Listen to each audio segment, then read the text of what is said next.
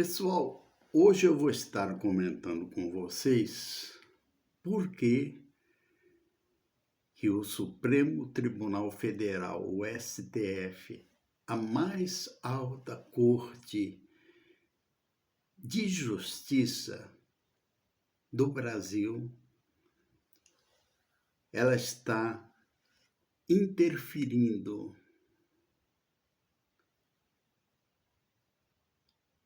na política e nos aspectos geral da nossa sociedade. E por que isso conduz,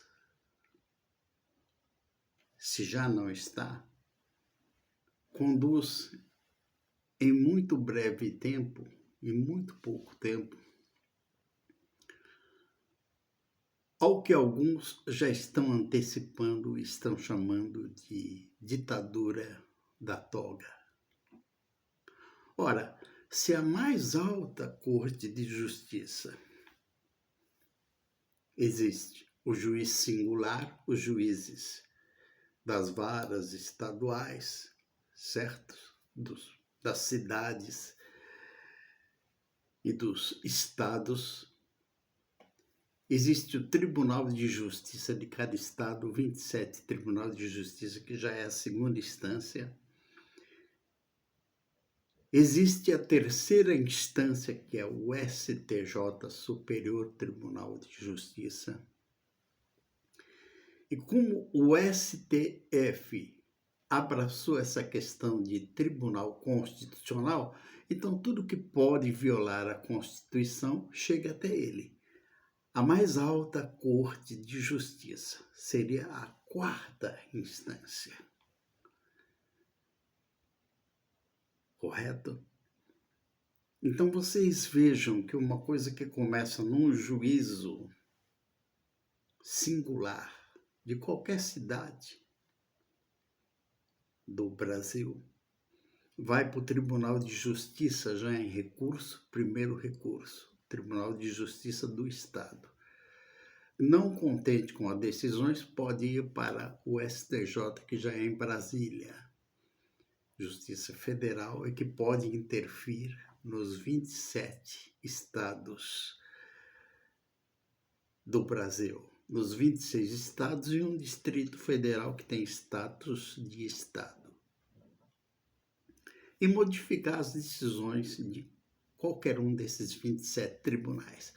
Não contente, ainda pode-se ir ao STF, que não é, como na maioria dos países do mundo, um tribunal constitucional. Tão somente. Ele vai além, ele funciona como uma quarta corte de justiça, quer dizer, acima de todos os demais, na cúpula, e que pode modificar tudo que foi feito abaixo.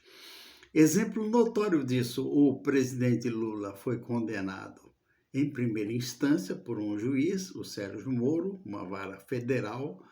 Foi confirmado isso no Tribunal Federal de Recursos, que é o Tribunal de Justiça da Justiça Federal, que julga por regiões, tem um tribunal para cada região. Não contente, foi ao STJ, terceira condenação que ele obteve, e quando chegou no Supremo, um ministro, simplesmente com uma canetada, decidiu que todos estavam errados. Quer dizer, ele foi condenado por 12 juízes, correto? E um somente, que foi advogado do PT, Fachin, decide que eram todos incompetentes. Tudo isso para tornar a pessoa elegível para voltar a ser presidente da República. Ok? Então, o que eu quero dizer sobre o Supremo Tribunal Federal não é dizer sobre as questões de Bolsonaro ou daquele pessoal de 8 de janeiro, aqueles vândalos que foram presos, nada sobre isso. Eu não quero entrar no mérito se justo ou injusto o que foi feito. com Bolsonaro, antes com Lula, com esse pessoal do 8 de janeiro que seriam adeptos correligionários do Bolsonaro. Eu não quero entrar nesse mérito, se houve ou não injustiça, se houve ou não injustiça. Eu quero entrar numa questão mais a fundo de por que o Supremo Tribunal Federal se tornou um tribunal de exceção.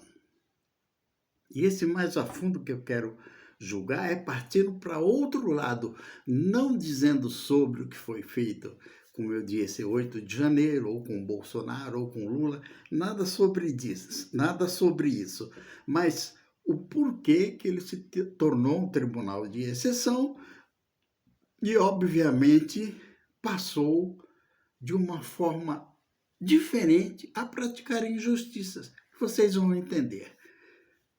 A violação de simples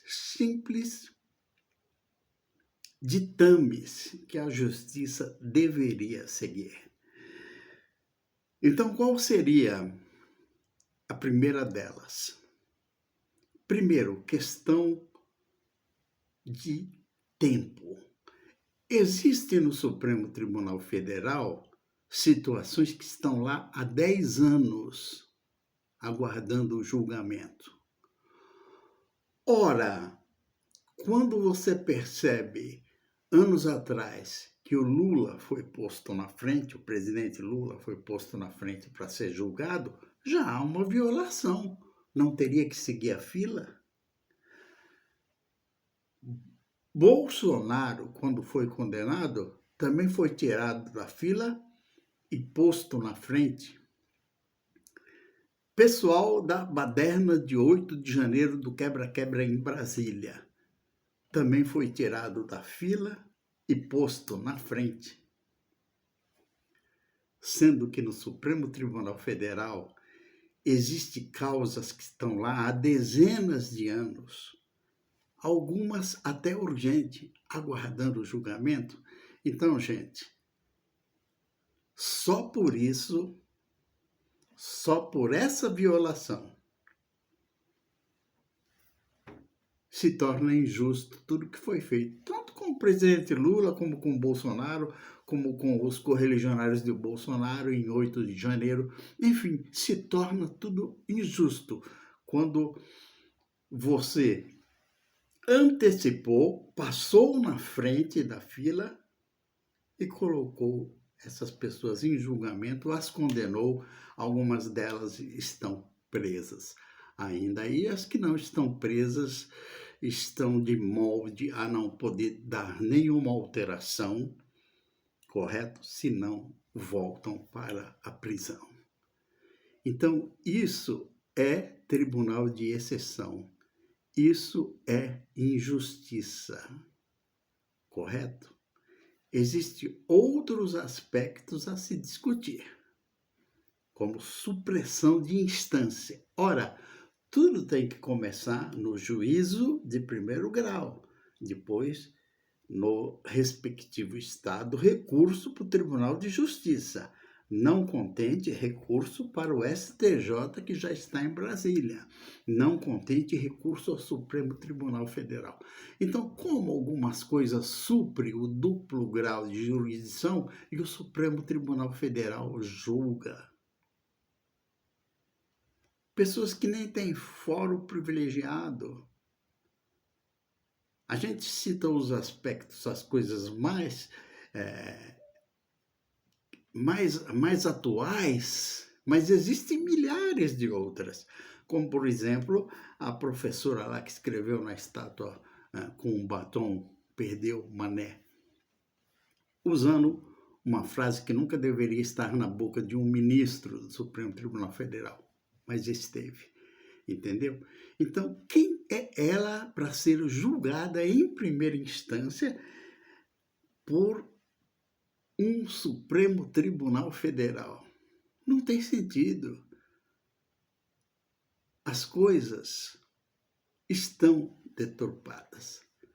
Só sobre esse aspecto. Eu não vou entrar no mérito da discussão, justo ou injusto, condenações, excesso de pena, enfim, não precisa nem entrar nisso. Por aí já, não seguiu a fila indiana cronométrica, não seguiu, para então julgar, julgou na frente, antecipou, só por si só já torna-se suspeito e caracterizado de que realmente funcionou o STF como um tribunal de exceção. Por hoje é só.